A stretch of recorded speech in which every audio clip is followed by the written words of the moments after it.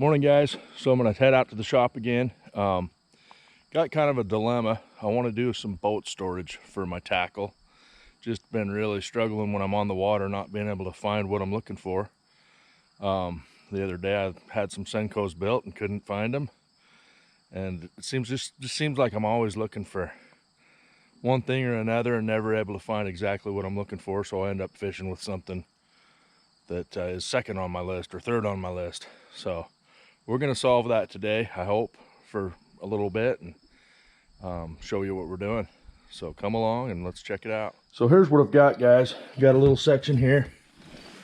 I just threw this in last night thinking that'd solve all my problems, and it's okay.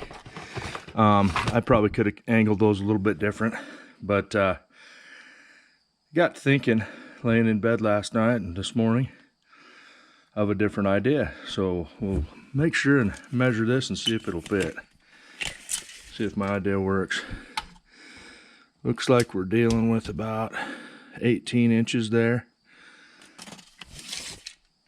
by about 23 high. And it might not even work. Might have to move it somewhere else. We'll see. Worst case, I turn it sideways here. Who knows? But we'll go build the box either way. So I've got this old tackle box. It's a great little box. Holds those plano boxes nicely. Got a few here on the side. Even got some upstairs storage there.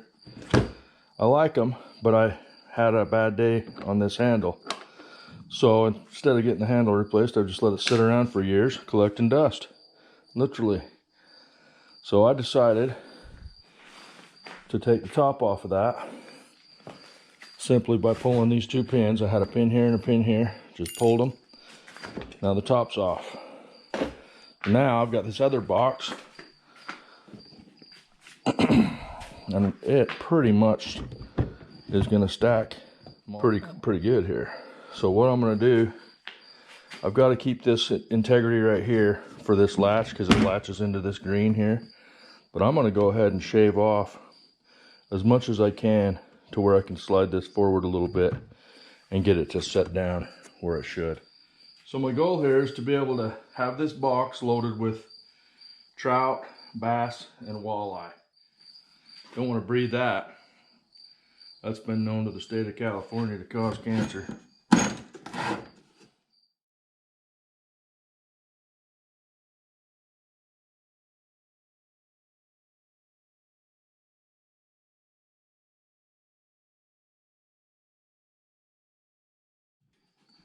Looks like I probably should have left a little of that.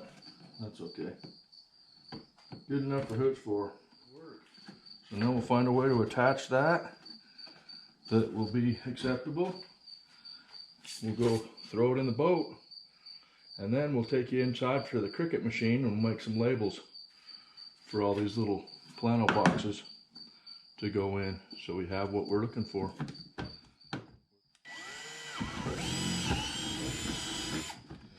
Let's see if this works.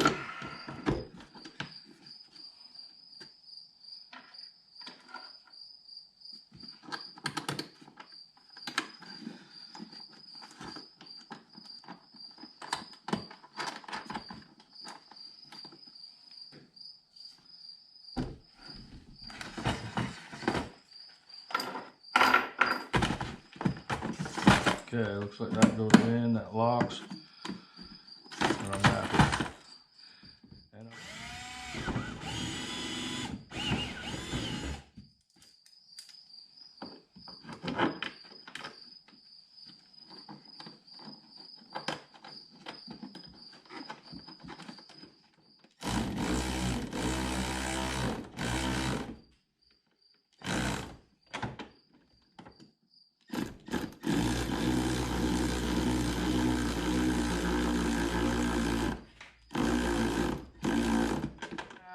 I'm going to go ahead and flip this box around.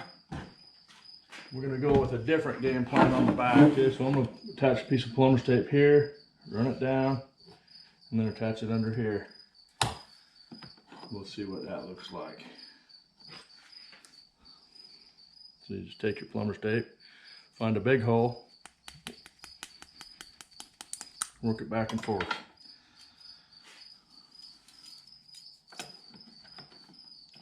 Some guys call this holy iron, but I was a plumber, so I call it plumber's tape. There we go. I'll bet I run a mile of that in my day over the years. Let's go grab an impact. Don't want to blow that plastic through. We'll just barely get it to where it sucks down. I'm going to take and fold this one around just so it doesn't have a sharp edge on it.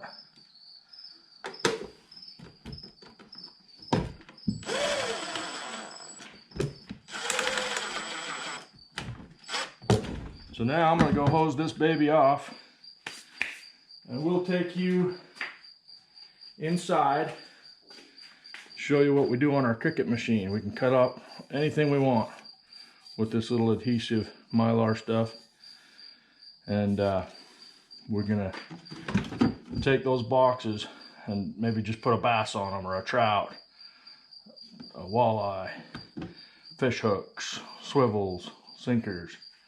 Something simple. We'll see what we come up with.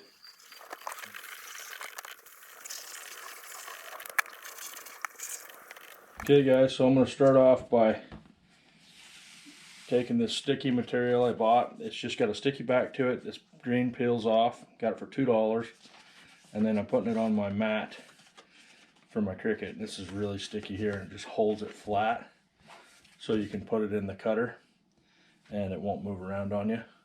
It's got inch grids here, 1 through 12, 1 through 12. So on the computer I know right where I'm at and how high my letters are going to be, and make sure I have room on the mat. See, this is missing here because I did these last night on my Yeti. My kid thinks I'm nuts. That's okay.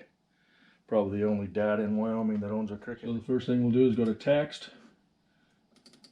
Got my caps lock on, B-A-S-S. Okay guys, so I think that's what we got. I grouped those all together, made sure they'd fit on this page. Now we'll turn on the Cricut and get cutting.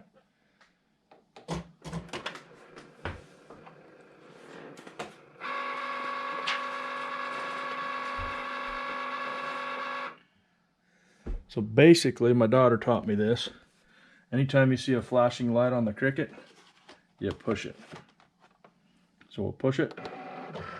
It sucks the mat in, knows where it's at.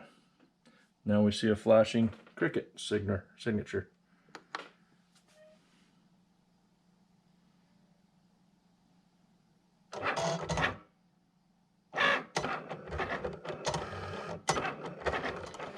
You can't see it very well, but it's just cutting out all those letters, and we'll just let it.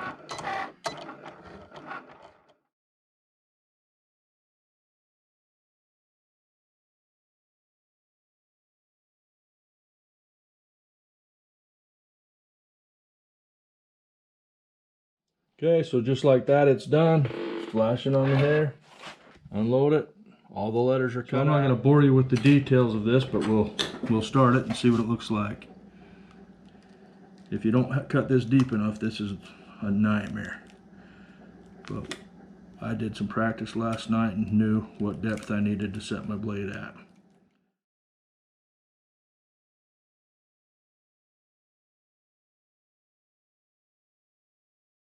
Okay, as you can see, I messed up on a couple of these O's and C and an A and a K. So I'm going to go print those with our excess material.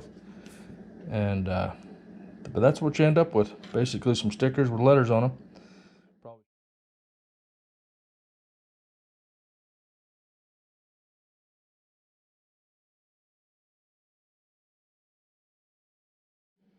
There you go, guys. Now comes the hard part. Taking all the boxes apart and putting the components where they go. So thanks for joining me today.